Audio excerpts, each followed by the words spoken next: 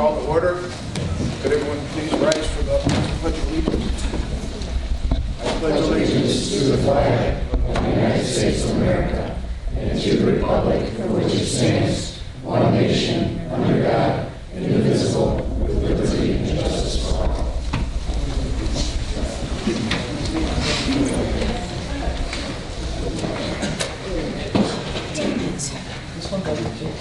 Call the roll.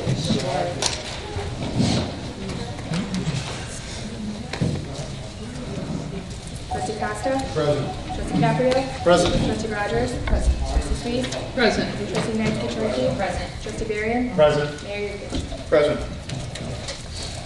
Are there any amendments to the agenda? Okay, we can continue on.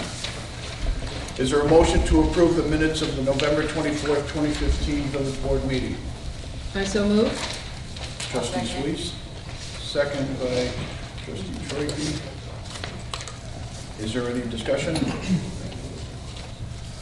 All in favor? Aye. All opposed? Motion carries.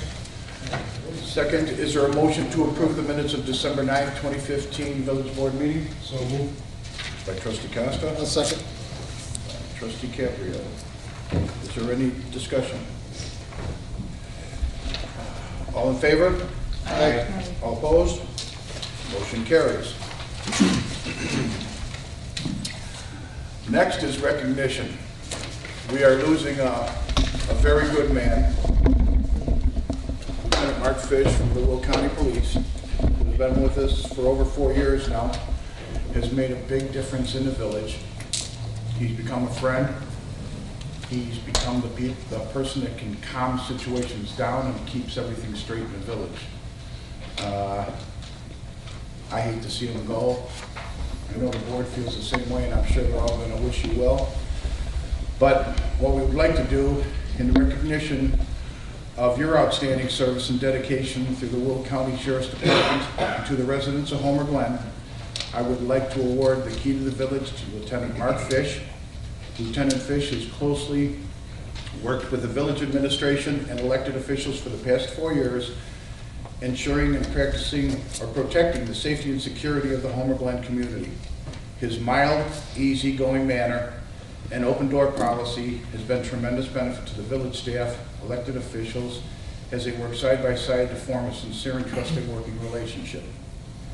It is truly an honor to present this plaque and key to the village to you, Lieutenant Fish.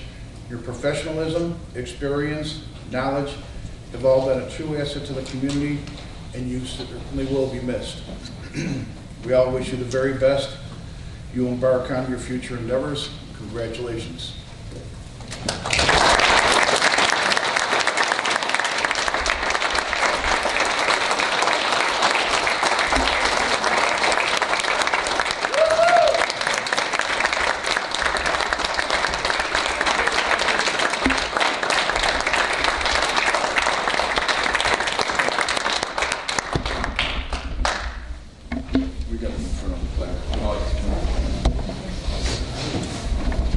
We do present this because you are the best. And I know we have someone following that's going to fit right in his shoes.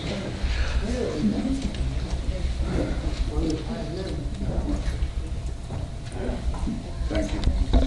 Honestly,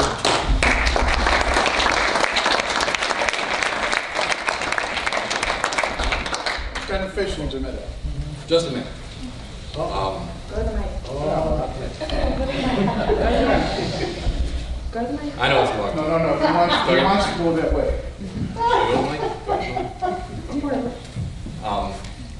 This is truly an honor.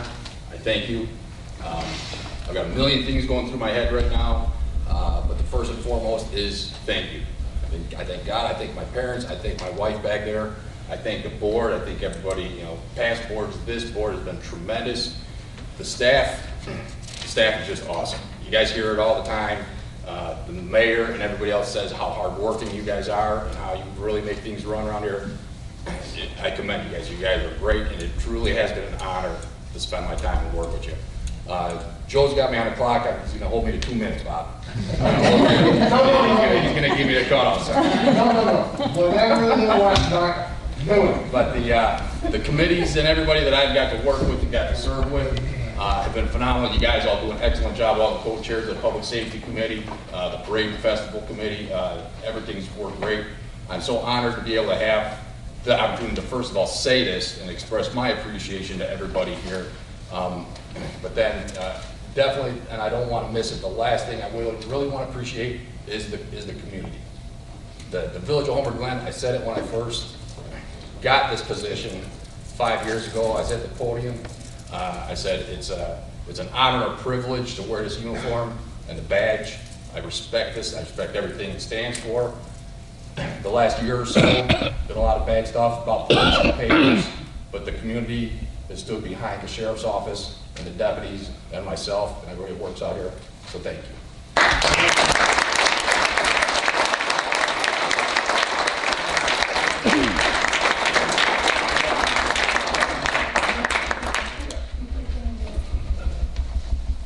Okay. All right. With that being said, we will start off with reports and communications from the mayor and from the trustees and other officers. The proposed motor fuel tax. Tonight, the village board will consider the approval of an ordinance establishing a municipal retail motor fuel tax upon the privilege of purchasing motor fuel within the village of Homer Glen. This proposal was first discussed at the workshop item on October 28th village board meeting. Since then, the village board and I have asked the residents to provide their feedback on the proposed tax. My weekly mayor's blog has reminded residents of this request for the feedback. The proposed tax was also discussed at the November 11th village board meeting. In a letter to the editor, November 19th edition of the Homer Horizon, I once again informed the proposed tax and requested that anyone wishing to provide feedback could email the village or contact me directly by calling my cell number. I have returned all the phone calls that I have received and answered all the questions or concerns regarding the tax. At the December 9th village board meeting, the trustees and I voted to approve a motion to authorize finance director and village attorney to draft a motor fuel tax ordinance with the effective date of March 1st, 2016. Tonight, the board and I will consider for approval this ordinance. If approved, the 3-cent tax will fund the continued maintenance and future growth of Homer Glen parks without placing the financial burden solely on the Homer Glen taxpayers. Our research has showed that 70% of the gas sold within the village is to non-residents. It will also be used for other parks and recreation fund activities, including land acquisition and maintenance of the parks and Village Heroes Trail System. I want everyone to know that if approved, the gas tax would not be solely be dedicated to Woodbine Park property. Again, thank you to all the residents that have provided feedback regarding the proposed tax. So the money that's coming in is going to take care of every park that we have in here, all the trails that we have in here, and then we can start making some nice improvements to the parks. Second, IDOT 159th Street project update. The next IDOT 159th Street project update meeting for the business and property owners is scheduled for Tuesday, January 26th at 8 a.m. in the village boardroom. An IDOT representative will be present at the meeting to answer any questions and address any concerns regarding the project roadway. Third, Village Hall remodel contractor bid opening. As many of you know, the village continues to work with Tria Architect on the remodeling of the future Village Hall building. The ad requesting bids for the remodel has been posted on the village's website and will also be published in January 21st edition of the Homer Horizon. The sealed bids are due February 4th at 3 p.m. Following the board's approval of the selected bidders, contract construction is expected to start immediately. I will continue to provide updates when they become possible. As for the Village Hall right now, what has been done over there and for the last few months, the trustees and myself have been in there doing a lot of the demolition ourselves. We figured if we could get some of the stuff done that we were going to have to pay for, you already pay us to work for you, so that's what we did. We went in the village and we did probably 1/3 of what the demolition was. When it came to the big fireplace and it came to knocking walls down, nah, I don't want to start a fire or break a water main or whatever. So it has gone very far. Plus John Robinson has been in there tearing all the carpet out of the place, which is a mess. We've removed a bunch of the tile that was in there. So pretty much now what they have to do is they have to knock a few walls down, just a few, remove some ceramic tile, but just, they need to do it. Too old to be chipping away at it. And change the lights out, get it painted, do the wallpapering, put the walls up, the doors, and so if everything goes good, our date is set for June 15th to be able to move into Village Hall. We are putting our letter of intent on leaving. July 31st will be our last day here. It gives us time to be able to finish up what we have to do, get over to the Village Hall, set up so we're not trying to do it over a weekend. This way it gives us at least 3-4 weeks to do it. So again, if there are any questions on it or concerns, you're more than welcome to contact any trustee or myself. Most of us have cell phones. My cell phone's on a business card for the village, so again, if you have any questions, please let us know. With that, I'll turn it over to the trustees. Trustee Barry. Nothing to report, Mayor. Trustee Drake. Thank you, Mayor. I have a brief report. On January 6th, the Parks and Rec Committee had a special meeting, which at that time we discussed and finalized the details and flyers for the naming of the park contest. The students from Homer Junior High and Oak Ferry can submit a name for the park with a supportive essay explaining why they chose the name they did. The 3 top submitted names will be submitted to the board for review and consideration. The form and guidelines can be found on the Homer Glen website as of February 1st, where any resident can also submit their suggestions and reasoning for consideration. Prior to the January 6th meeting, the Parks and Rec Committee took a consensus for in favor of or against the 3-cent gas tax. The consensus of the committee were in favor of the 3 cents. It was not a unanimous decision, but it was in favor of. That concludes my report. Thank you. You're welcome. Trustee Costa.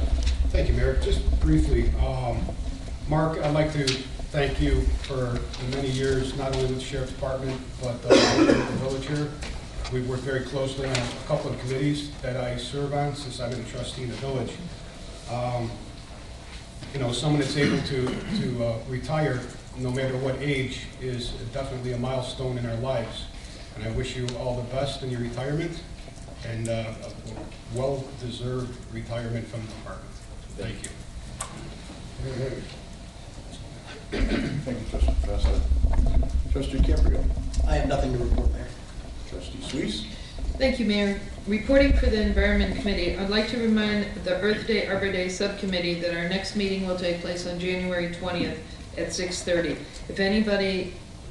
If anyone would like to join this subcommittee, please attend our next meeting. The Earth Day Arbor Day event will take place on May 21 at the Kono Farm, and we are looking for vendors and demonstrators that reflect an Earth Day theme. We are in the process of setting up the 2016 stargazing dates for July and September, and will advise the exact time frame as soon as we hear back from the astronomers. Some of the other items that the committee will like to work on in 2016 is the Growth Award for Tree City USA, enhancing the Parkway Tree Program, and a possible big tree contest. The Environment Committee is also trying to work on a recycling event for sometime this fall to include electronics and possible hazardous waste. As a reminder, the village is accepting old Christmas tree lights for recycling through the month of January. Reporting for the Homer Harvest Days Committee. For 2016, the committee has changed its meeting date from the first Thursday of the month to the fourth Thursday of the month. Therefore, our next meeting will take place on January 28th at 7 p.m. in the Township Office. That concludes my report.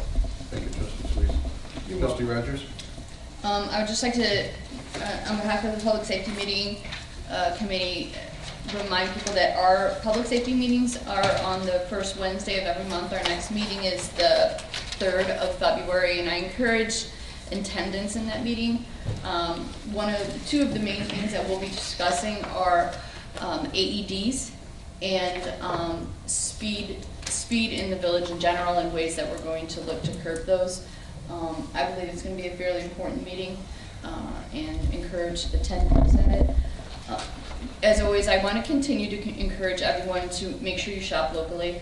I know I say it every meeting, and I'll probably say it every meeting. It's very important for us to support our businesses during this construction period.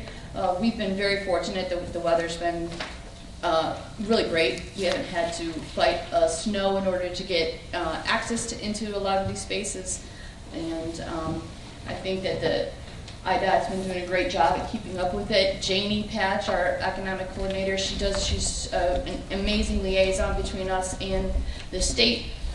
If you ever, again, encourage you, if you see anything along as far as construction hazards when you're driving, to please call the village and contact Janie, and Janie will get in touch with the proper people with regards to getting that fixed, whether it be a down horse or a large pothole. And again, just shop locally. I'm happy to announce that, as some of you may have heard, that the Bankstons have secured their property so they can continue to be what I consider to be a huge asset in the village for what I hope to be another 35 years. I think we've got it for it. Thank you, Trustee Rogers. Let's see. Village Treasurer? No report, Mayor. Thank you, Ken. Village Clerk? No report. Village Attorney? No report, Your Honor. Public Safety Officials? Can I have 1 more minute? Yes, you can. Joel, get back on.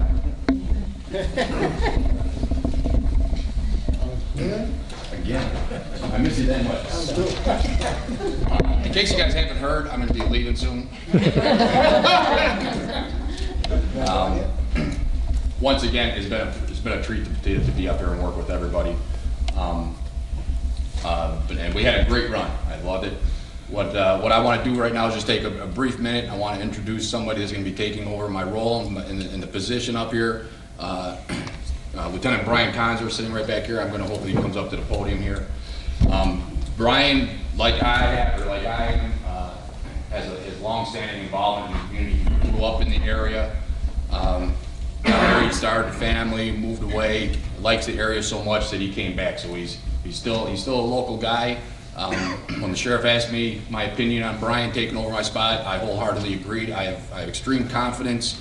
And in a few more days, when I become John Q. Citizen, I'd be very happy to know that Brian's going to be leading the department out here. So once again, Lieutenant Brian Conzer.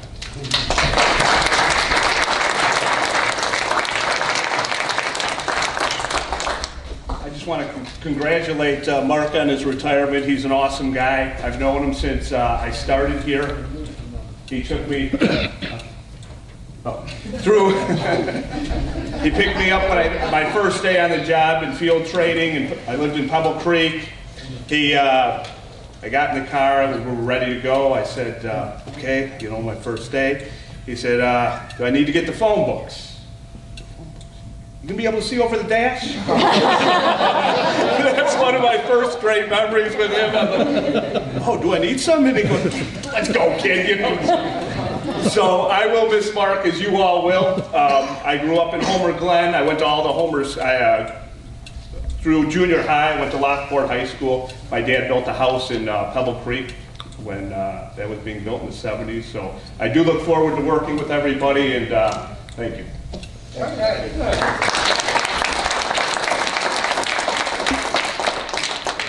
other things before we go into the next. I also want to thank Mark's wife Peggy for letting us have him for these last 5 years.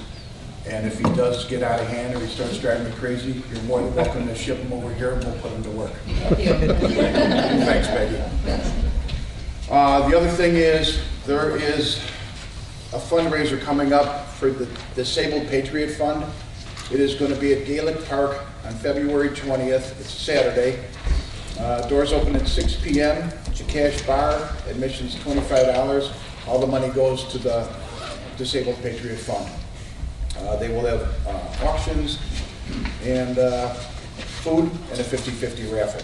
So again, it's February 20th, 2016, and it's for a very good cause. And they're going to have a concert there that night featuring getting old. Don't want to admit it. Infidelity, high infidelity.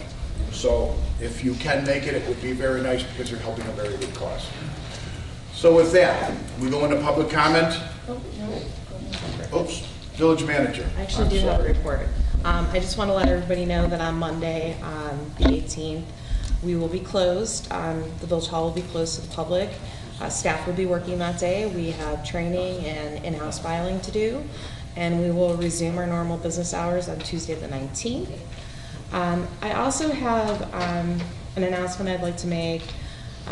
We have here at the village the Above and Beyond the Call of Duty Award, and it was first given out in 2011 to village staff members who go above and beyond their daily job tasks. So at this time, I'd like to recognize two village staff members, Sue Stylen and John Robinson, who during the months of May through August of 2015 went above and beyond their normal job duties. Sue Stylen. So for those of you who don't know Sue, who's sitting right here, she is a staff liaison for the Environment Committee. And during the month of May, I was here witnessing Sue as she worked countless hours, many times past 8 o'clock, in an effort to assist in the preparation of the annual Earth Day Arbor Day event, which was a tremendous success. She's also the staff liaison for the Homer Community Festival Committee.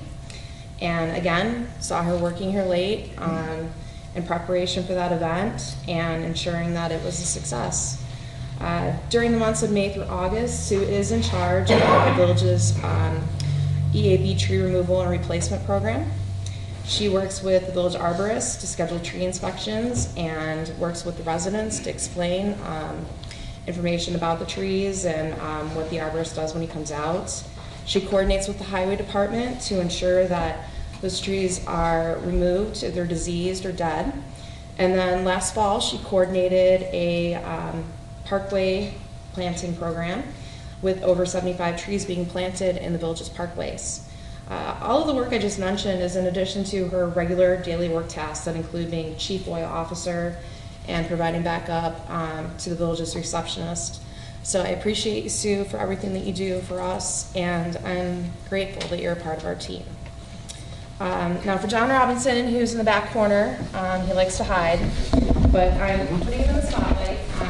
Many people know that village staff spent several months over the spring and summer preparing the Woodbine Park property for the public's use. And John Robinson was the person behind the scenes, working to accomplish tasks that normally would be done by maintenance staff. And since the village doesn't have one, John was out of property practically on a daily basis, removing hazards, unusable posts, deteriorated signs, and he assisted the chief building official, Joe Baker, also here, in removing the deteriorated shelters that were found at the back in the middle of the property. He also managed the installation of the village's park signs. And this is all in addition to cleaning out culverts with Director Salamovich and picking up debris at village parks and along the trail system, while as he's doing his job as code enforcement officer. When the laptops were purchased for the village boardroom, John Robinson installed all the wiring in the boardroom and the mayor's office so that each laptop was hardwired. Yet another project that John Robinson managed for the village, and in the process, he saved taxpayer dollars. So thank you, John Robinson, for all of your work that you do above and beyond your normal daily tasks. And as a token of gratitude, I wanted both of you to each have a $50 gift certificate to a Homer Glen business of your choice. And I've added you to the ABCD plaque, which I know that you guys love being on. But if you can come up here, stand next to me so we can do a picture.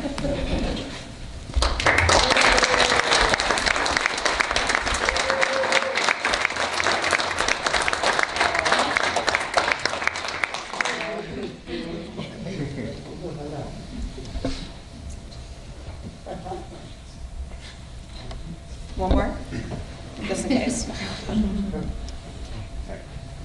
Congratulations.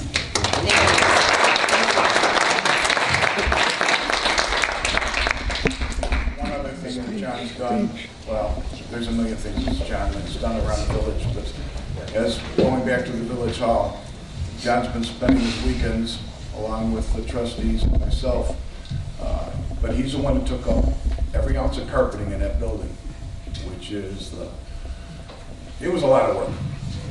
So I just myself want to thank you too, because we don't know what we do without you. So with that, now we go to public comment. If you could keep it to 3 minutes, we would appreciate it very much. He's got a list. And we will start out. Honoria Bukatis? Whoa, almost. Where did I screw up?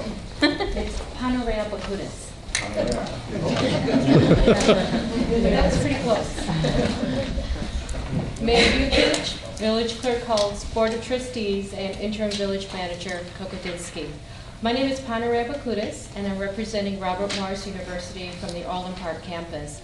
I would like to say this is my second time before you to announce the scholarships that we offer to the adults of Homer Glen, and I'm looking forward to my third presentation taking place in the upcoming beautiful new Village Hall. So I'm really looking forward to seeing that. I am here tonight with the Director of Admissions, Ms. Patty Elves, from our Aurora campus. I'm here to inform the residents of Homer Glen once again of the generous scholarship opportunities that we continue to offer to adults seeking higher education to earn an associate, bachelor, and graduate degree at the Orland Park campus. Through the College of Adult Continuing Studies, we offer an evening program to adult students within a flexible class schedule with attendance on campus only 2 evenings per week. The Adult Continuing Education Grant is up to $18,000 for those attending in the evening program through degree completion. And that is towards earning a bachelor degree. As a leader in not-for-profit education, Robert Morris University is strengthening its commitment to neighboring communities by offering prospective students these generous grants. At Robert Morris, we understand that adult students want ownership over their learning process. They want to engage with faculty on their own terms and in their own time. Our evening class schedule is designed for students who work full-time and seek to fit college into their lives. Students maintain full-time status while attending classes, again, only 2 evenings per week.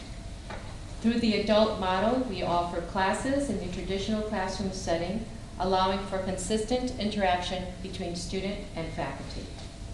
Tonight, I have something important to announce, something new. We are very proud, this is Money Magazine, we are very proud to announce the latest ranking that we received from Money Magazine. As the latest debates are out there lately discussing, is college worth the debt? Money Magazine did an extensive study of over 700 colleges and universities nationwide to determine which schools provide the best value. Robert Morris not only placed in the top 50 colleges, but we were named as the #1 value all-star. The blue sheet that is in front of you is the summary of the article of what was in this magazine. So again, we are very proud of this latest award. As a career-focused university, Robert Morris pays close attention to the demands of the ever-changing job market and regularly assesses curricula. Faculty with professional experience ensure that classes are current and relevant. Again, Robert Morris is a not-for-profit university. Now, the next class start that's coming up is February 22nd, and the one following is in May. For further information, please call me at the Orland Park campus, 708-226-5354. And we are located on the outer drive of the Orland Square Mall, right behind the JCPenney parking lot. Do you have any questions for me? Well, thank you for coming before us and telling us this way the residents know what is going on over there. And thank you for coming to us. Thank you for having me, and I'll see you again third time, and then you and improved Village Hall. Thank you. Thank you. Thank you. All right, so next is Sarah Mimosas. Oh, I Oh, didn't for know the- we were gonna talk. Okay, no, you don't have to, when it comes before, if they have any questions, I'll get you. Scott Skiles. Same thing, I'm just here in case there are any questions relating to I-2. Okay. Thanks, Glen. Chet Donati, DMC Security.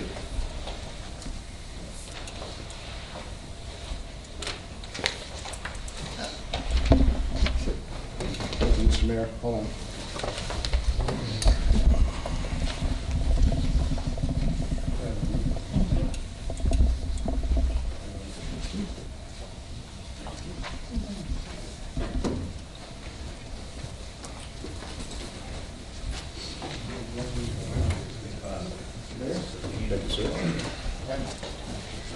Thank you, sir.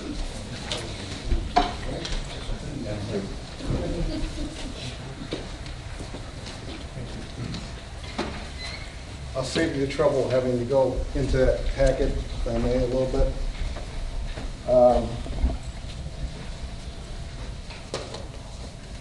The intro is, and it's Chet Donati, DMC Security, also former Glen resident, 16135 South Pin Oak Court.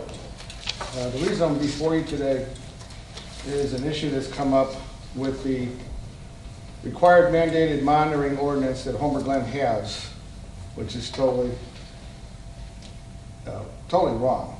And I talked to the mayor about this in a previous meeting that we had, which was on 12/17 of 2015, of which we had the fire chief from Homer and the Northwest deputy fire chief.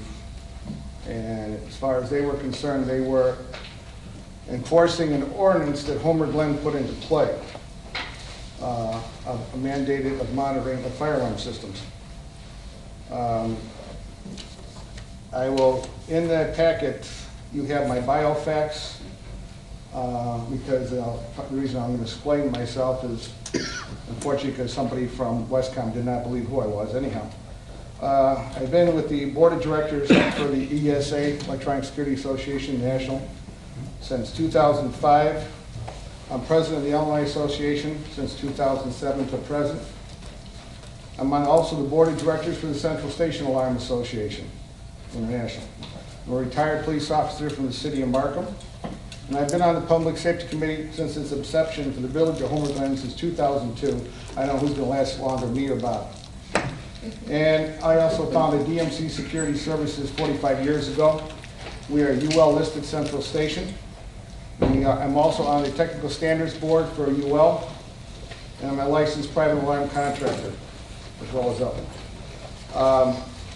The reason I gave you those facts is in that first packet, part of the packet, it says the fire alarm systems we monitor, and I'm not going to go through all of them. I'm just going to go through a few of them. Midlothian Village Hall, Homewood, Moline Police Department, Hickory Hills, Oak Forest City Hall, Danville Park Fire, Midlothian Fire, Mavis 24, which is the mutual response headquarters, North Aurora, Markham Park, Midlothian Park, Oak Forest, and more. And I also in there included a certificate of our UL compliance. One of the issues that came up, well, there's two issues. One was a group home that is under the ordinance. But first of all, nobody even knew the ordinance existed. Joe didn't really know it was there until after it was researched at the request of the fire district. And I don't think you even knew, Mr. Mayor. It was not even discussed at that point about fire monitoring. In the packet, I had in 2013, I asked for the fire department to review and give me the opportunity to monitor a customer in Homer Glen. And this was on February 6th of 2013. I never heard back from the fire official at the time, Joey Jereminas, or the chief, until the 12/17 meeting, at which time the chief said he did not know what was going on. He hadn't heard anything back from the attorneys. In the packet, there is an email from FOIA. As a matter of fact, my executive director, on behalf of one of our member companies, did a FOIA request, did many FOIA requests of Westcom and the various villages. And in the FOIA request, it came up that the very next day, even though our local chief did not know what was going on from Joey Jereminas, is that Chet Donati is a member of the Public Safety Committee for the Village of Homer Glen. He's also apparently the owner of EMC, that's why I told you I am, and apparently the president of the Illinois Electronic Security Association. He's convinced one of his customers, an occupancy being monitored out on our board, and in his rear to leave us and connect to his central station. Well, the guy approached me because of the problem he had with Joey Jereminas. He's an assistant picking up fight and threw the Lyle Woodridge lawsuit in our face. I wasn't trying to throw any lawsuit in anybody's face. Lyle Woodridge was a separate issue. And a member of Westcom, can you say conflict of interest? I just want to tell you, this is antitrust, okay? And I can give you a very simple explanation, Mr. Mayor. If you have your body shop in town and the only person that can do work on any village cars or any company cars or personal cars in the village is the other guy that's the new mayor, then I kind of find it definitely a conflict of interest, and that's not what I was doing. Also, to get to the point here, and there's more in there, and I'd like to spend the time. I was supposed to be allowed to address you guys in session, but I understand you're pretty much busy tonight with a bunch of other stuff, so I'm still open for that. But in the packet is a FOIA request from August 11, 2006. that we requested from Westcom through our association. And it talks about in the second paragraph, which you all have a copy of, how they put this radio network into place to the tune of $211,000. And the last sentence in that paragraph was, discussion was also held regarding the implementation of each agency adopting and enforcing, I find this cute, adopting and enforcing an ordinance requesting that alarms be serviced by our dispatch center, that only can go to Westcom.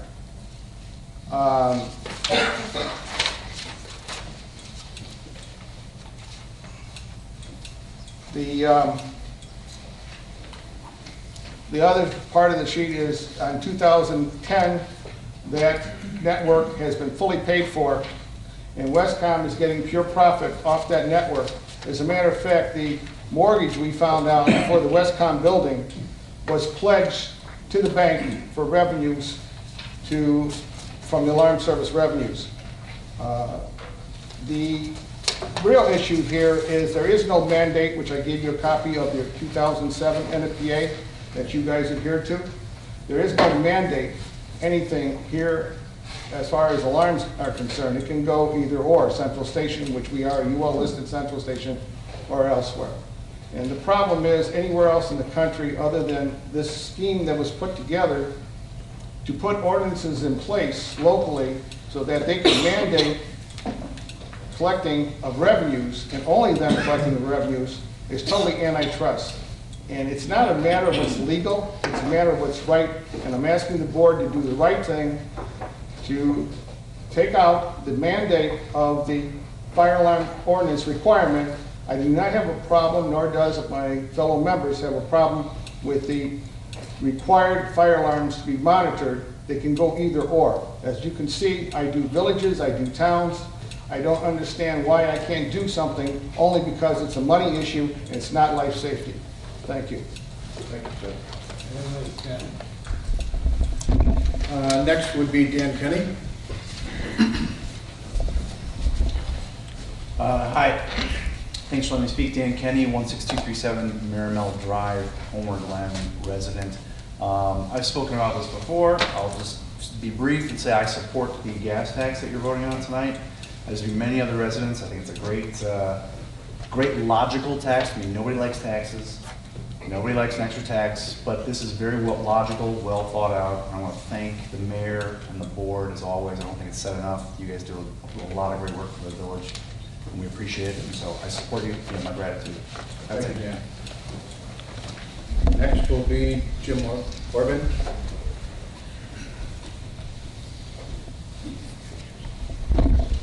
Thank you, Mayor. I'm Jim Orban, 13801 South Teakwood Drive in Homer Glen. I'm speaking tonight on behalf of the voters for Parks for Homer Glen. In May, our group petitioned this board with a set of action items with respect to improving our parks and some other community items with respect to the village hall. And I just really want to thank you, this board, and you, Mayor, for actually listening to our group. I don't know if it had much of an impact in your deliberations, but as I reflect back on the letter that we had 400 plus signers for in our community, most all of the action items have been addressed.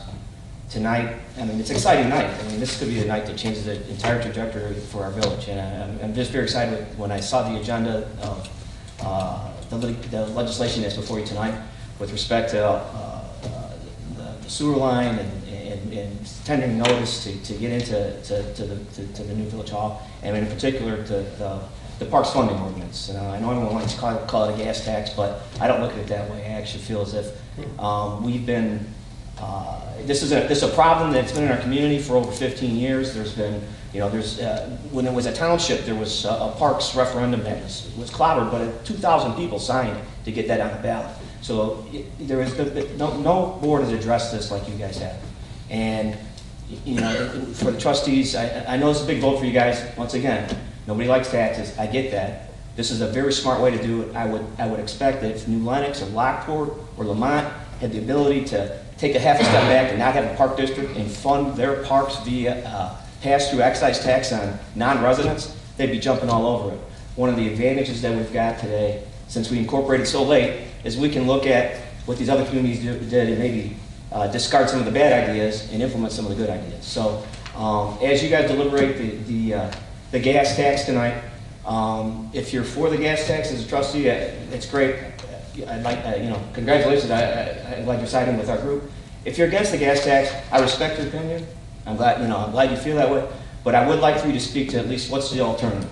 What would you put on the table to the community to actually address this issue? We have the average income of the households in this town is over $100,000. And our parks, we look like we're not $100,000 per house community, that's for sure. And I think that this is, in 20 years from now, this board and everybody in this town will be proud of the actions that you guys have tonight. Thank you. Thank you. Bob Schmidt. Well.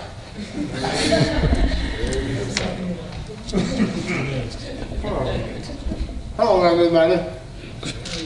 Hello, Bob. Thank you very much. I'm talking very much. Mayor, Bob Schmidt, 14339 Independence Place, Homer Glen, Illinois, 60439. Phone number 708-301-0404. I would expect most of you will call me tomorrow after my oratory. Is that all right? I did a nice job, right? All right. In difference to this gentleman, whatever he is, the gentleman talking about $100,000 a year, I don't know where you live, but I know a lot of people, and I've been here 47 years, sir. I know a lot of people that don't make $100,000 a year. So anyway, that aside, my issue is the gas tax. Now, yes, prices are coming down on fuel. Now, is that because Obama is getting out of office, or is it because we have a good supply? Or is it because we the people have become very conservative? I believe the latter is true. I believe we don't have 3 or 4 cars anymore, we've downsized. We don't have the big Cadillacs anymore, we got the little RAV4. So, American people all over America is using less fuel. It's a good thing. Now, my old saying is, I'm from the government and I'm here to help you. Well, okay, we went down in gas, but why don't we help the people? let's raise it. Now, wait a minute. Does that make sense? You're helping the people by lowering it, but then you turn right around and you raise it. Now, the other thing is, you have a population of 24,000 people, and Mayor, I've said this before, you're talking about the sports program, all right? How many children are involved in that sports program that equates to every one of our seniors to an extra $200 a year in real estate taxes? I don't know where it's coming from. I always make my donation. All right? Every one of us do. And I have yet to hear any of those teams start screaming about they need more money. Also, if I'm not mistaken, Homer Glen is one of the few villages that has a surplus of money. We have a lot of money. Well, why don't we spend it on the people who are here? Why do we have to put, now you say you're going to better the park. Well, I don't know. I don't know about all of you, but I won't drive from my house to use that park. I wonder how many people look at it that way. You know, it's fine if you're taking children there, you know, but how many of our 48% seniors are taking children there? You see where I'm going, George? I'm trying to convey to the Board of Trustees that I think it's time to reconsider the distribution of that money. I would like to see a better program for old people, for seniors. How about us being able to play 9-hole golf? Oh no, we're not going to do that anymore. So I have to go to the play anyway. Or now I'm going to have to go to the village of the month. Isn't that sweet? I can't spend money in my own town. Anyway, I appreciate you giving me this opportunity. Now, the other thing is, I want to take my partner check tonight. And the reason I do that is because I always like sitting next to Chet. Because he knows, and every one of you know, that I am very emotional. But God bless him, he takes the nail, puts it in my hand, and shooks me and says, no, man, this way. God bless him. Because he helped our safety committee do what's right. Thank you very much. Thank you, Bob. That is it for public comment. And Bob, just to address a couple of things that you did say, we are going to go into the next one, which is about the gas tax. Right now, the plans that we have and the money that we are going to be spending is for the people of the village. Most people, when they come in and look for a house, their two biggest concerns are schools and parks. We have a great school system right now. We have a substandard park system. We have parks that we have not put any money into at all. Now we have a large park with Woodbine coming forward that we would like to fix up. We're not going to be spending all the money. I would hope by now that you've seen that this board has been extremely frugal in how we do spend the money. You know, if the trustees, the code enforcement officer, and myself are going to go into a building and rip it up on our days off and not get paid for it, it kind of tells you that we are here for the people. So you are wrong there, but I understand your concern. As for your second thing with the seniors, we are. If you remember how the first renditions of the building was going to be over at Woodbine, it had an 800 square foot room for the seniors. Now it has around 3,000 because we tied them all together. So we are working forward to where we can get the seniors in here so they can get out of the church, they can go to different places. Now they also have a place that they can walk out the back door and go anywhere in the park they want to go. We do plan on doing some things that even seniors can do out in the park besides walk.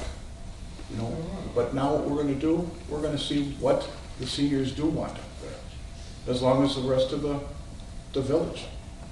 I mean, as for the kids with sports, we do have a sports complex, and it works. But if you want to get it to where the kids are being able to play on correct fields, it does take money. The maintenance that they put into the fields, and the fields lately have looked pretty nasty, but all of our parks have looked pretty nasty too. So we're in a process of taking one of our people, which would be John Robinson. He is going to be in charge of the property for the village. So he's going to maintain the buildings, he's going to maintain the parks. John, I don't think there's anything he can't do, and everything he does do, as far as I've seen, is correct. We are trying our best to make sure that we don't waste any money. I run a business, I know what it takes, and I know the highs and lows of it. We are not the government. We are Homer Glen. We are completely different than most politicians that are out there. And I don't know how the rest of them feel, but I'm not a politician. I got into this for public service. And I believe most of the board that I have up here did the exact same thing. So we are here to help you. We're here to help everybody. I understand the 3 cents could hurt somebody, but a lot of people with their addition on how they're working this, it's real simple. You buy 15 gallons of gas, it costs you $45 or 45 cents. You buy 30 gallons, it runs you 90 cents. If you're doing that for an entire year, it ends up running you $43.80. If you go around all the villages around us, most of them have vehicle stickers. Most of them have municipal taxes, which we do not have.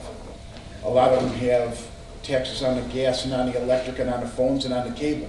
We don't have. We are a very fortunate, frugal village that would like to have some amenities that other villages have, or cities, which could bring more money into the village. But we also like the idea that it's very quaint and quiet here. Most people would love to come to Homer Glen and live. Unfortunately, we have two big problems. We have a high tax, and we have horrible water. So we are working on those, and we're going to make it to where we can do something different. But, you know, we've been on, you know, basically this board is brand new, except for Sharon, Mike, and myself. And now I'm in a different position, so I don't vote anymore. But we've got a lot of things that have gone right for the village, and like Mr. Orban just got done saying, we came in here and we told you what we wanted to do. We told you way before we ever ran for office, and we're keeping every single solitary promise that we've said so far. So with that, you've got to give us a little bit of time to just make sure nothing happens overnight. And we've corrected a lot of problems here. So give some time, work with us. You got a question, call me. You call any one of the trustees. Anyone in here will answer your questions for you. So with that being said, let's go into the first thing in action. So our first one is consider for approval ordinance number 16-001, ordinance creating a municipal retail motor fuel tax upon the privilege of purchasing motor fuel at retail within the village of Homer Glen, Will County, Illinois. Do I have a motion? Yes. That would be trustee Caprio. Do I have a second? I second. That would be trustee Squeeze. Madam Clerk, is there any discussion? Which I hope there is. I'll go first. Okay. Okay, so thank you for everyone who had spoke tonight regarding the 3 cent tax. Mayor, I hate to correct you on something that you had said. You had said when people come to look for a place to live in Homer Glen, the first things they look for is schools and parks. I actually believe before both of those is tax. They have to look at the value of the home and their taxes as well. So that's before schools and parks. Your tax bill is the first thing. The average person, I did a lot of study on this because every person that I had asked or I've run into, I've asked, are you for the 3 cent or are you not? And like last meeting and the meeting before, it was a 50-50. Half the people I spoke to were for, half the people were against.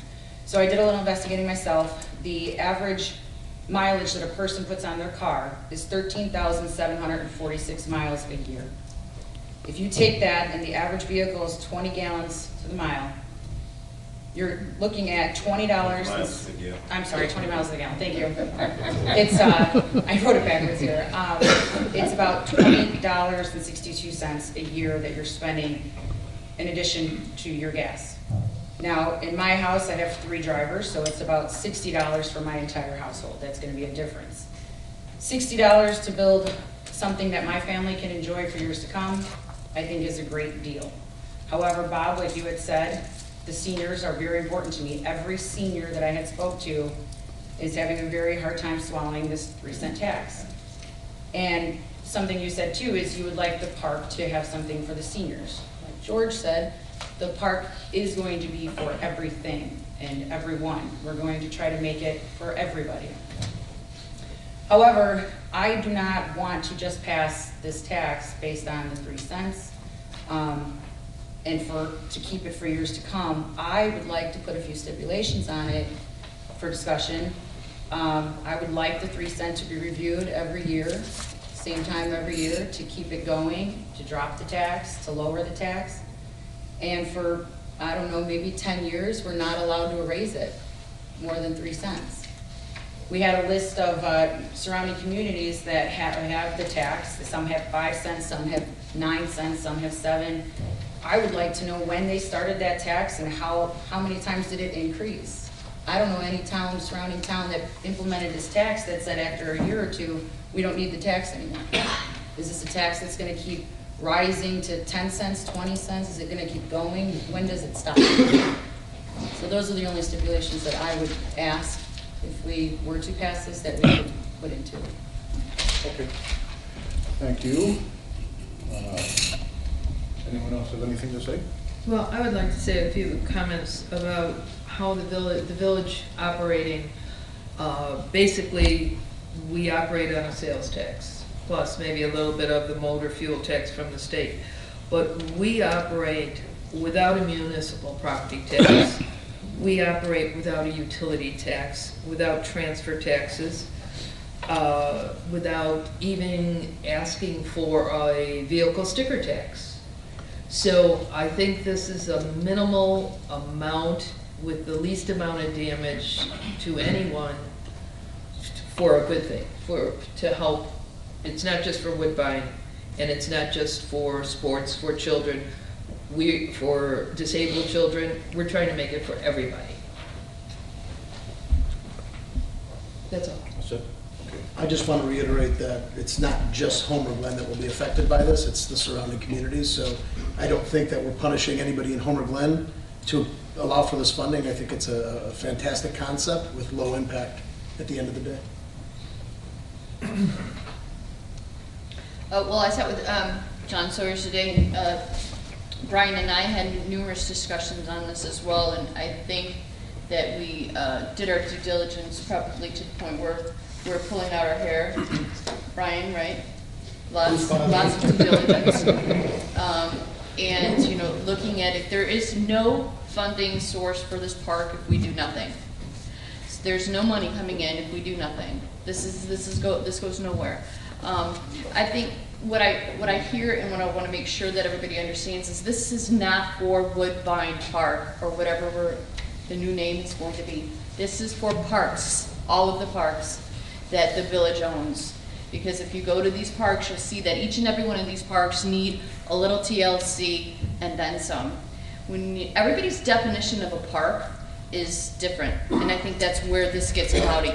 Some people's definition of a park is where you go to watch your children play organized sports. If you're someone like me and I have no kids, a park to me is somewhere I can go and cross-country ski or walk my dog on a leash.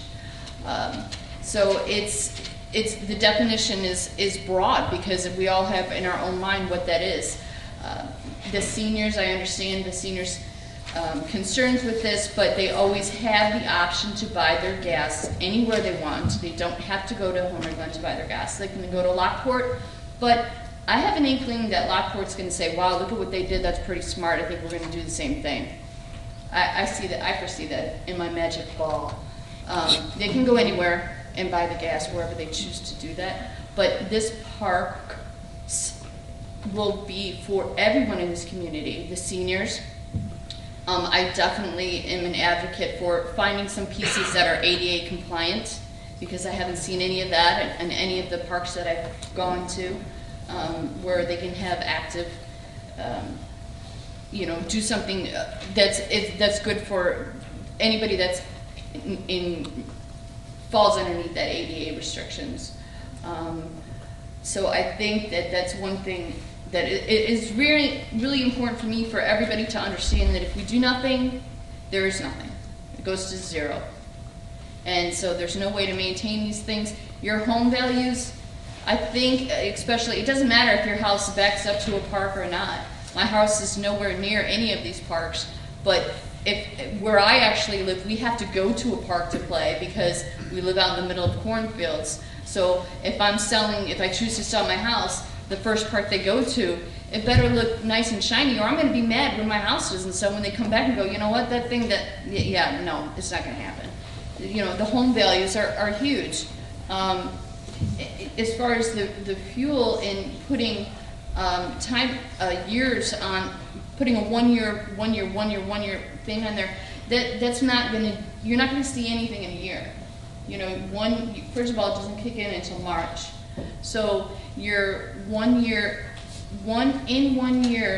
the traffic patterns that people are going to, because initially what I would foresee people saying is, people are going to be mad, they're like, I'm not going, I'm going to go over here and I'm going to start buying my gas because they passed this. And then they're going to, in 3 months, go, they're still lower, or they're the same, so I'm not changing my traffic pattern, so I'm going to go back to the gas station that I've always gone to for 7 years. So I think to have something that you're reevaluating every year is a little too much. I could see a 3-year plan for it. I think in the due diligence that I've seen, some of those things are 3-year. And I could be wrong, but we cannot go over 5 cents. Am I wrong? You can. You could go up to 5 cents for the first time. Right, but you can't go over. Well, Bolingbrook right now is at 9 cents, so apparently you can. But is that straight? Is that what do we do? I'm not aware of a limitation. It's a real market-driven tax. You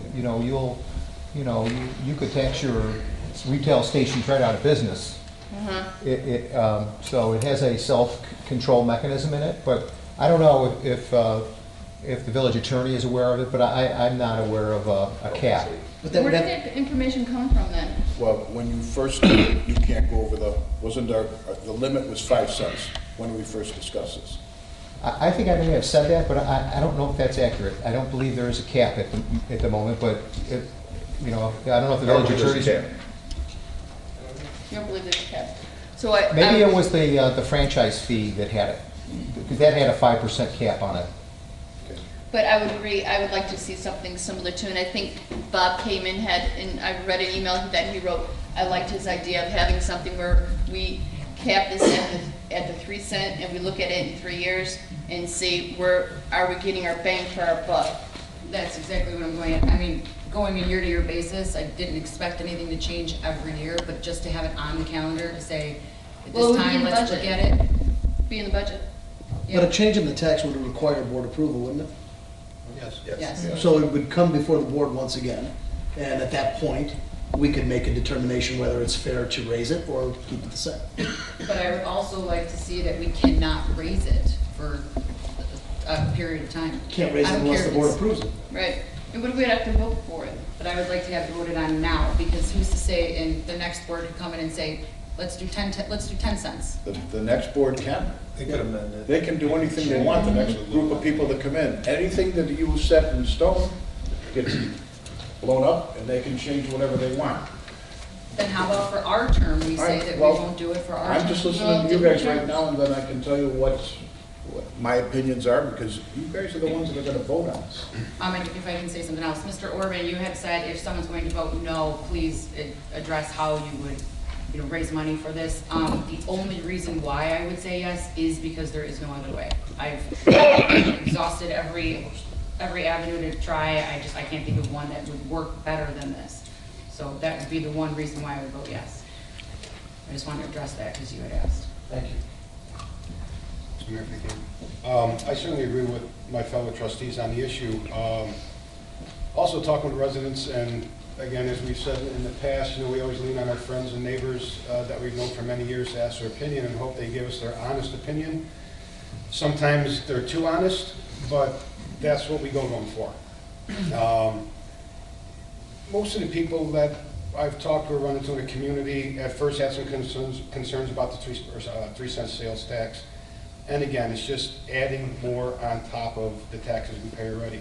But after you explain it just a little bit to them, they can see where the logic is behind it. And if we remember back a few years ago, there were major concerns about the 1% sales tax that we imposed here in the village. I think the past few years, it has shown that it, at least anything that I've heard, or I haven't heard, that has hurt our businesses tremendously. They are doing well. I think a lot of that is economy driven, how the whole state is doing, the country, whatever. I like the 3 cents, and very similar to the 1% sales tax, a substantial portion of these taxes will come from people that don't live in our community, and we could or will reap the benefits from them shopping in Homer Glen. I do like the idea of saying for this fiscal year, at the end of the fiscal year, that we reevaluate it, and that the board would have to vote on it again. I certainly think it would be, it wouldn't be prudent for us or smart for us in 12 months to come back and say, oh, we've made X amount of dollars, let's get more, let's add more tax to it, because we still have to stay competitive, or as competitive as we can be, with the surrounding communities around us. Just like the people will come a mile from the east or a mile to the south to hit Homer because we're a couple pennies cheaper or equal to them, or whatever the case may be, they can also go the opposite way. So I think just logic and the way we talk about things on the board and the way we discuss it, personally, I don't see us in a year saying, hey, 3 cents wasn't enough, let's go to 5, let's get a little greedy. I don't think we're after that. We're looking for a continuous way of funding our park system in the community, which I personally feel we really lack here. You drive through other communities, you see wonderful paths that are crossing roads, you see people out there all the time, you see a tremendous park system. They've been incorporated for many, many, many, many years. And I think if we look at their tax base and how they got those, they've had the same probably discussions and growing pains that we're having by trying to fund these amenities now for communities. So this is a good funding mechanism for the parks. And let's remember, not long ago, in fact, we don't have a park district. It failed, park district failed once here some years ago. And until we incorporated, pretty much the township had all the parkland here, and for the most part they have it now. And when you look at the sports groups, and we've always had people, and I was quite involved in sports groups a number of years before I sat on this side of the desk, we kind of have the best of both worlds in that if your child wants to participate in an organized sport, you join that organization and you pay for your child to participate. Those residents that don't have a child in it aren't paying for that service that the private organizations are. One thing that they do require, though, is a facility. Some way they have to have a place for all of our kids to play in. You know, I don't think anybody was saying that we're going to build a park strictly for sports groups or strictly for just the residents. We try and do it for everybody. So anybody at any given time can walk on that land, and it's something there for them to enjoy. And maybe somewhere along the line, maybe they're not a big sports fan, they may just sit down and watch a couple of innings of baseball or a little bit of football or whatever is going on. This is a good funding mechanism. I do like the idea of, in 1 year, reevaluating it. And I personally don't see this board saying, hey, let's up it next year, we can make even more. We're not here, we're looking for a long term, we're looking for funding mechanism. As we're getting more facilities in this community, we're getting more paths, that all has to be maintained. This is another way of funding that, so we can try to keep some of this work in-house instead of contracting out every single thing that we do. Thank you, Mayor. You're welcome. Can I add something again? Go ahead. Sorry. I agree with Mike. I don't see this board raising it again after a year. But, and as George said, we're not the typical politicians, but as the residents know, the typical politician will say, we need more, we need more, we need more. So to put the residents at ease and myself, I would still like to implement, but like Mike said, a review after every year and not raise it more than 3 cents while we're in office. That's the way I will vote yes, otherwise I would say no. Okay. So you're saying you want this ordinance to expire in 12 months?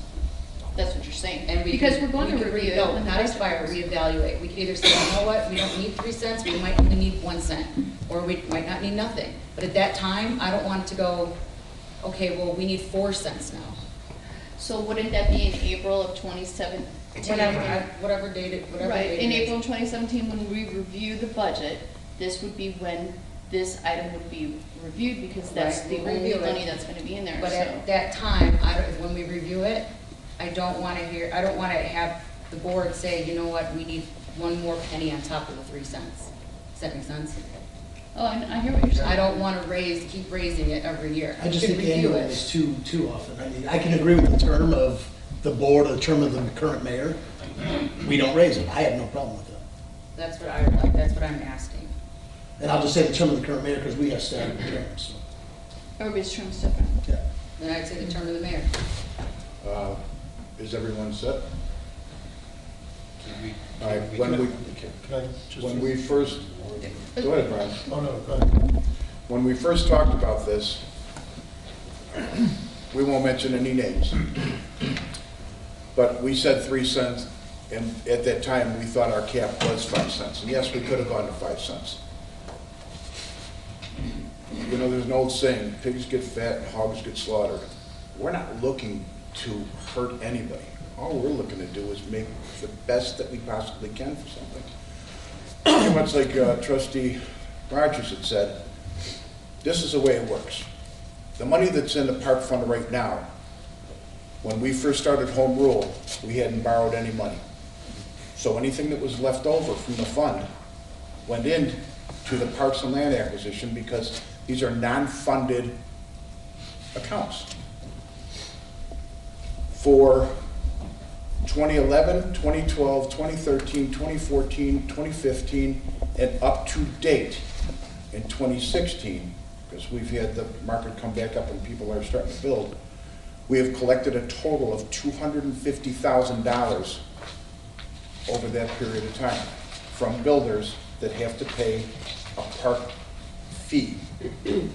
Residential builders. Residential builders. Even the businesses still have to donate money because they're taking up the property. But the way it works right now, when, 2013 and 2011 and 2012, and it doesn't go back any further than that, but when the recession hit, what happened? Nobody was building a house. The businesses weren't being built either. So we had no contribution whatsoever for what's in front of us right now for 2011 and 2012. It's steadily been growing. In 2013, we had 11,206. 2014, we had 28,179. This is the only money that is dedicated to the parks and land acquisition. With the way that properties that we own right now, and cutting the grass, trimming the grass, pruning, doing all the stuff that you really should be doing to have everything look the way it should. After all, we are home of Glen. It's a beautiful place to be, so anyone that comes here or any resident should be able to see something that's very appealing. The companies that we hired to maintain the properties, they cut the grass. That's all they did. They didn't pick up the grass, they didn't trim, they didn't edge. Aaron Mills, they didn't do a burn. So you've got some parks that are really beautiful parks that look like crap right now because no one's taking care of them. That's why we stopped. We are stopping using all the people that come in here. We're going to have our own people from the village handle it. We will actually save money, and it'll be done correctly. It'll be fertilized. It'll be watered. Now you can start adding some features to it. When it comes to Woodbine, everyone wanted a big park. Well, we got a big park, but what can you do there? You can walk around. you want to throw a frisbee, you can throw a frisbee, but other than that, there's really not a lot to do up there. You know, a lot of ideas has been thrown at us. One of it is a band shelter to where you could have some music over a weekend, a Friday, Saturday night. Put some gazebos up so people can go out there and just take a walk and then sit down and relax. With the festival that we have every year, and we have it on a property that the highway department owns, we figured what a better place to put the festival. So starting in 2017, we want to have the festival on the property. With that being said, right now, anyone that attends the festivals, you see that there's all the vendors. The vendors pay $350 to $450 for a tent. Well, we figured all that money that could go for, that people will pay for it, well, we go to the park fund. We can build a sheltered area that could house all 8 up to 10. Well, we got to figure out how many vendors there are because it keeps changing. But then for that weekend they use it. But the rest of the year, you have a picnic, a place to go under roof and a picnic. Even every other foreign resort. We want to add to it, but we want to add to it as we find out what we can afford to do, how it will affect the neighbors that live around it. As for the 3 cents, as far as I'm concerned, it would never change. We don't need any more than that. 3 cents, if anything, if we keep getting busier and we get more gas stations, instead of pulling in 900,000, we could be pulling in $1 million, $1.5 million. And like Trustee Constant said, all of it's not coming from here. It's not coming from this village. People come here to buy the cigarettes for $6 rather than going to Cook County and paying $9. Same thing with alcohol, it's much cheaper. They come here because we are the first stop. The 3 cents that you're going to pay, today coming home at 171st and LaGrange at that K gas station, the gas was $2.19. You're coming to Homer Glen, it's $1.79. Our gas is cheaper. 3 cents would make it at $1.83, or actually $1.82. So it's something that doesn't hurt anyone. And what Christine had said before, there's no other funding. Yeah, there is other funding. We could start a village tag program, just like Orland Park, just like Lockport, they all have it. Now, every car that you have to pay it. So whose pocket does that come out of? Every penny of it comes out of yours. Why would we want to do that? We're not trying to hurt anyone here, we're trying to help everyone here. That's the best way to do it. Everybody pays it. And if we do get enough money, or we can attract business that we should have, we have the best opportunities out of any community around here to make this a destination. And we still have the opportunity to keep it rural. We have the builders that are building bigger houses and even smaller houses now in much bigger lots. So the impact doesn't go against the schools. So if we get the businesses in here, stop and think about it. There is no municipal tax on our end. The schools get it. If you have all these businesses coming in and paying a municipal tax, why would the schools have to raise their taxes on us? And at the same token, you get the businesses in, what happens? Now there becomes sales tax. So now we're trying to figure out a way that we can make this a destination where people want to come to Homer Glen more than just for its quaintness. So, like I said before, you got to give us some time. We're not out to hurt anybody. 3 cents, you don't have to worry about it. As far as I can say, as being the mayor, and the one thing everyone's got to remember, I don't vote. But I would never raise it more than 3 cents. We don't need it. And if it comes to the time, one point, where we do have enough coming in, because now we finally have businesses coming in that are paying the taxes, then what I'd like to see about working out is do what Crestwood did. Rebate some of the money. As for the water, you guys got to understand, we have no control over the water whatsoever. So we are trying to do something with it, but if you let this board, and this board's been very vocal letting you know what we want to do. And Mr. Orban, like you said before, we can't really be more transparent than what we are. So we didn't try sneaking anything out. We were very forward to everybody that this is what we wanted to do and this will work. So with that being said, Trustee Varian, did you have something? If I could just real quick, sure. And I don't want to be repetitive on any of this. Just a couple of points as the discussion's gone on. One, I would say, a term that I look at a little differently. We're certainly talking about parks, and this is parks, no doubt about it. But one of the things that I've said since the days that I've sat here, is that I view something like Woodbine, and again, this money isn't earmarked for Woodbine by any means, right? But just as an example, I view Woodbine as not so much a park, but what I think personally this village is in desperate need of, which is a community gathering place. So I know we use the word park, and I understand that when we say park, we think of young families typically and those things. But I view all of our parks, but specifically as we talk about Woodbine and the potential for a band shell and things like that, priorities that I've said for, since I've sat here, that would be my own personal priorities for how some of this money is spent. I view this as something that benefits all ages in this town, as a community gathering place to bring this town even further together. So just a little difference on park versus gathering place. I would say that a lack of amenities in a town, there's a cost to that. So if we do have a place where we can go on a Friday night and go with our families and seniors and go listen to a band, and I'm not paying for my family of 5 to go to the movies, I'm kind of even when I do the math on this tax. And that's one Friday night that I go to a free concert in the park in the village versus going and spending my money other way. So there's a cost to a lack of amenities. Not only that, but friends that I have that are looking for new areas to move to, certainly taxes are important, absolutely. I know that when we chose Homer Glen, it was one of the first things we looked at. But we, again, have to separate the village from most of the taxes that we complain about. We complain about our property tax bills. That's not the village of Homer Glen. We're the rare example that don't levy a property tax. So while I'm incredibly mindful to the level of taxes in this town, the village is one very minute part of that. And I don't know any of my friends that have decided to move to another community because of the village taxation. Schools, other things, different issue, but not because of what this village has been doing. I would say that we've all done our homework, we've all run the numbers for our families, for others. There was a study that the University of Michigan released last year that said the average gallons of gas per household. Now this is a national average, right? So there aren't figures specific to Homer Glen, but the national average per household is just over 1,000 gallons a year, up to 1,011.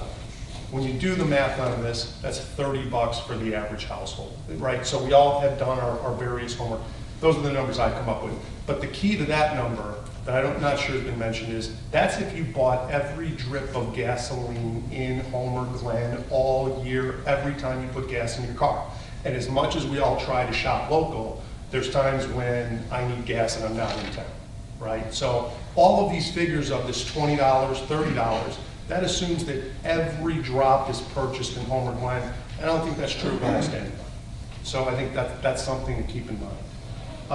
One other quick thing I did as part of my research is I went and looked at what other towns, surrounding towns, do as far as parks. What are their budgets, right? So the mayor's talked about our budget without this for parks would be on an annual basis anywhere between $50,000 and $200,000. Okay, Lockport, and I'll go through these quickly, but these are surrounding towns. These are park districts, right? Nothing that we're interested in. The Lockport Park District has a $13.5 million budget, and they levy $6.6 million in property taxes, just for the park district, not the village, not the schools, just the park district. New Lenox is $8.2 million budget. Lamont is a $7 million budget. Mokina's a $5.8 million budget, and Frankfort's a $3.5 million budget. They all levy property taxes specific just to parks. So I think for me, although this has never been an easy decision, I think it's the right one, because if we want to be knee-jerk and say no to all taxes, I understand that, and I understand that people are on fixed incomes, but when you're looking to move a town forward, as Trustee Knightsky said, I don't know, and the mayor said, we wrapped our brains around this. There's not a better source of income in which, remember, even the numbers we're talking about of the $20 or $30 a typical household, average household, I know others will pay more than that. but a typical household, still 70% of that isn't coming from residents of our town. So when I talk about these other park districts, every penny of that is from residents and businesses of that town. So I just think this is a very smart way of going about this. I think it's needed to continue moving this town forward. And again, I think it's a difficult decision, but the right one. And not just for young families, not just for parks, but to build this village into even more of a community. And the last thing I would say is I would certainly make the commitment that should I win Powerball tonight, I will at the next meeting, make a motion to repeal this whole thing and make up the difference. So, one last point on some of the commitments, or I understand the sentiment of putting a time frame on this or a commitment to this. So I'm not opposed to that. The only thing I would say is keep in mind, no matter what we say or what we include in this, any board, including this board, could amend it with a simple majority vote. So I would argue, to the mayor's point, if we were looking to raise this higher, we do it now, right? Make this one vote and go 5 cents or do whatever we need to do. We're not doing that, and so no matter what, so I understand the sentiment, but no matter what the commitment is on that, it's this board, let alone any other board, could change their mind a year from now. I don't think that's going to happen, certainly not something that I'm going to support, but that's just my 2 cents on it. Well, if everybody feels that this board will not do it, then why don't we just prove it and say we won't raise it for the mayor's term? We can say that. That's fine.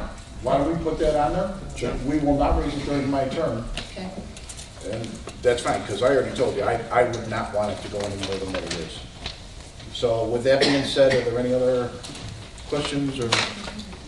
You have to amend the Yeah, resolution. well, all right, so what we do have to do is make the amendment to the agenda. If you could, because I don't, I'll make the motion to amend the motion. To include the language, subject to no increase in the retail motor fuel tax over 3 cents per gallon during the current term of the mayor. I'll make that motion. So who seconded it before? I think Sharon did. Sharon? I said that. Okay, so, did you have a question, Bob? I just wanted to add that, now this says, okay, I was sitting there, I'm looking at Mr. Fox, all right? Are you on social security? No. All right.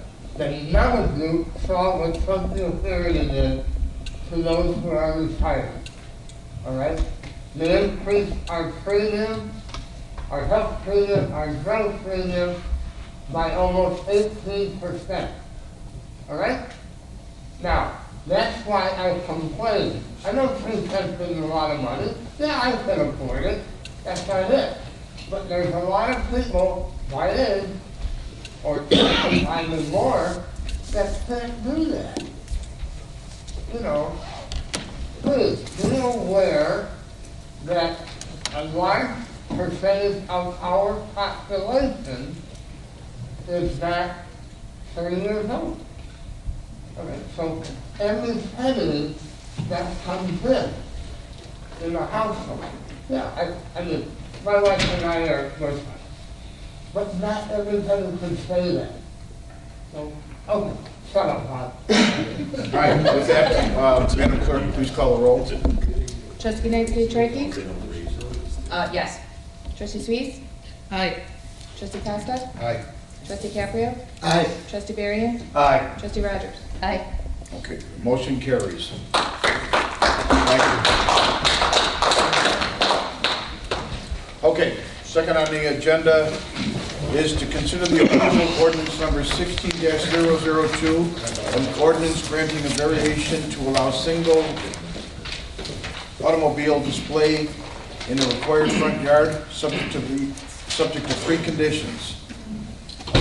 As noted, for certain real properties located at 15723 South Anico Drive, Homer, Glen, Illinois, Properties LLC, case number HG1516 SV.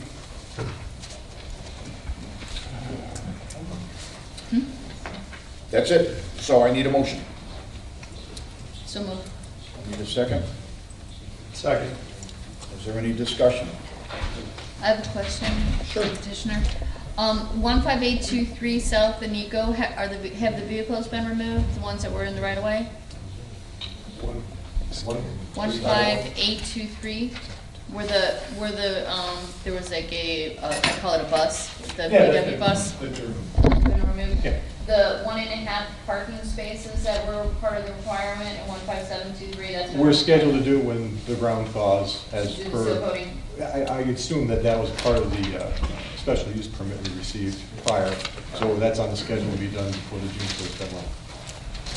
When you entered into this, and maybe we asked this, but I don't recall, when you hired Touch of Green, correct? It was not Touch of Green. It was? It was somebody else, DMH Landscaping. DMA? DMA. Are they a local contractor? I don't know. When I purchased the subject property, they were maintaining the existing landscaping in front, and I was, cutting, having his guys trim the bushes and so forth. He's the one that kind of brought up the idea of doing this entire structure to me. I did not have a written contract with him, although I do have canceled checks to him to shore that up. Is he still around? He's still around. I share that building with another company. That company kind of handles the maintenance out in front, kind of that they always have. They do it. They've engaged him. I think they've got someone else doing it now. I don't know. I don't keep up on it. I just know I paid David to do the pad, and that was it. So. Any other questions? Yes. Can you explain the removal of those two vehicles? You said Well, that you're talking- it's on an adjacent property. It's on an adjacent property, yeah. We're talking about 157 where we built that stone out in front, yeah. Yeah, we were, as I understand it from the existing racks that we have out there in the right of way were in some way grandfathered in because they existed prior to prior to the incorporation of the village. When I purchased that, I didn't keep up on that, so we've used them. It's a matter of pushing them off and having them cleaned up, so not putting anything out there. Oh, so You you're follow? going to clean either the, yeah, I know that. Yeah, I mean, Property. frankly, So you're going to clean that up? They're metal racks, I don't need them. Right. No, the answer is no, I haven't removed the structures yet. I have absolutely no problem doing that, although it's not the same property in question as this, but, it's a related business, so. If you're asking me if I'm going to keep not putting cars out there, I'm fine not putting cars out there. And do you own three pieces out there now, 3 addresses? Two addresses. 2 addresses, 1 pin? How many pin numbers? 15823 is 2 buildings on one bigger parcel. 157 is essentially an industrial, like a commercial condo unit on the end of a more modern building. And it's that building that I have the end unit on where that paver structure is out in front of it. So 1 tax bill or 2 tax bills? 2 tax bills. So I just have a quick question. So you are saying that when you were before the board, before us and the plan commission, you did not realize, you did not know you needed a permit to put out patios, and especially front patios are not allowed by the ordinance? What I did was I made a kind of a knee-jerk decision based on a question by a landscaper who said, hey, what would look really good out here is a nice paver pad to display some of the cars you guys restore. Kind of draw business in and, make an attractive thing. So I said, it sounds really good to me, Dave. Why don't we go ahead and do that? I said, how much is that going to run me? He told me. I gave him a deposit. He says, it's going to be this. I gave him a deposit. He says, I'll take care of it. I put it in there for you. He's a professional landscaper. He's doing the existing landscaping. I just left it up to him. I did it on a handshake. He knew the guys that I'm kind of sharing the building with. He knew the guy from whom I purchased my business at 15823. Didn't put a contract down on it, just gave him a check. He did the work, great work. Gave him another check, we're done, shook hands, we're finished. That's how it shook out. So, should I have known to ask him for a permit? Could I have gotten a formal contract since I am an attorney? Yes, I admit it. I went fast and furious, shook hands, and that was it. Should have dawned on me to get a permit. I would note that I've done a substantial amount of other renovations over there. Every single time, permits, compliance, everything, as it should be. Had I known that he wasn't gonna pull a permit or he wasn't gonna follow the rules. I just assumed a professional was gonna do that. In fact, I'd be lying to say I even thought about a permit when he did it. I just figured I'm hiring this guy, he takes care of it. Just like when I hire a contractor to build out our offices, he took care of all the permits at home, took care of it. That's why you engage the pro, I guess. So ultimately, the responsibility is mine. If it is not to code, it's not done right, I got to answer for it, and that's why I'm here. So your comment to the Plan Commission was just in jest when you said it's easier to ask for forgiveness than obtain permission. No, I So said it's I hate that phrase, and that's not how I operate. And I hate when that could be the perception. I don't like being associated with it. So perhaps mentioning that was probably poor judgment, but I don't operate like that. So. I'll just ask if the trustees could. I myself ran on one of the things that's very important to me is developing the business in this community. I think that's one of the things that's been lacking in the past 8 years. I think we need to try to be a little bit more business friendly, try to work with our businesses, develop this business. Who pays taxes here? I would ask that you look at page 2, figure 2, and actually, I'm sorry, it's attachment A. Page 2. Page 1 of 2, attachment A, figure 1 and 2. I mean, this building is a very nice building, especially for an industrial area. He's obviously put a lot of money into it. What I see is, I could totally see what he says. The guys are out there, they're doing their landscaping, they're like, yeah, how much is this going to be? Throw the pavers in there, that'll be great. This existed for so long, nobody complained. The only reason why it came about is because he's doing the right thing and pulling permits for what he needs. You know, I think it looks great, and I think if you keep it in pristine condition as it is, you keep a nice car there, I think it's something that, something that the village would be proud of. I'd also note too, there's an existing business that I was before the board on last month, which we're operating now and actually doing quite well. I'm in the process of getting a permit with Mr. Schwartz to put a monument sign out in front. Rather expensive, but same brick as the building, it's going to look fantastic. And quite frankly, had I known we were going to switch gears and do the business the way we were going to do it, I wouldn't have even tried to do the paver. I would have rather thrown that money towards the sign, because the sign's going to end up blocking a lot of that anyway. But nevertheless, thank you for noting that. I'm trying to do everything I can to make that a real attractive spot and draw business in. So. I'd like to say something. I do think it looks beautiful. I like it. I think it looks great. I do agree with that. I think we should help promote the businesses. The flip side is you did not pull a permit, regardless of whose responsibility it was. I feel that you should pay the permit fee and penalty for that. Absolutely. And like I said, it did make everything look a lot nicer. I would also add that I would ask you to make sure that you keep it up, make sure it always looks nice. If it ever falls below, if it ever starts to deteriorate, anything, you have to repair it, you have to fix it. The planning committee wanted that in the ordinance as well, and I'm perfectly fine with that. I don't want it to be sloppy. Just a couple of questions for you. It looks like you open your front doors and the vehicles are brought through the front door, correct? Correct. So you're not going to put any kind of ramps out there and drive over the grass? Absolutely not. No. And I can't imagine you leaving a restored vehicle that someone has spent thousands, maybe $10,000 overnight, so it'll be brought out in the morning, taken in during the evening? No, it'll be inside. In fact, we're limited by weather too. I mean, if there's a rainy day, or it's like threatening rain, if we're busy in the shop and I can't get through the shop to roll it out, I'm not rolling anything out there. So I would imagine, you're looking at probably easily less than 100 days of having any kind of a car out there. And when I do, it's not something I'm going to want to be embarrassed by. So. Right, and then again, my last comment, these are fully restored cars, not cars that are trying to, not to show in stages of restoration. It's a completely restored car. Fully restored car. On 158, as you noted, we had those other two racks, and I put out there as sort of what I consider enticement cars. Someone to come into the shop and try to get a restoration done. We'll put a car that someone may want to restore that is partially restored, and that I'm getting away from that. I want it beautiful. I want it to look nice. So that stuff is. Are you going to be removing that? Absolutely. name of the landscape company one more time? DMH Enterprises. Okay. Owner's name is David Holtquist. Okay. I guess maybe a question to staff, maybe Joe. Are we familiar with this company? You've never dealt with them? Not that I'm aware. We deal with a number of contractors, so I couldn't say off the top of my head, they've worked in the village before. So we're not sure. They've never come in for a permit or anything? No. They've the only time they've done work? Well, obviously not the only time they've done work. Like I said, we got a number of contractors that do work in the village.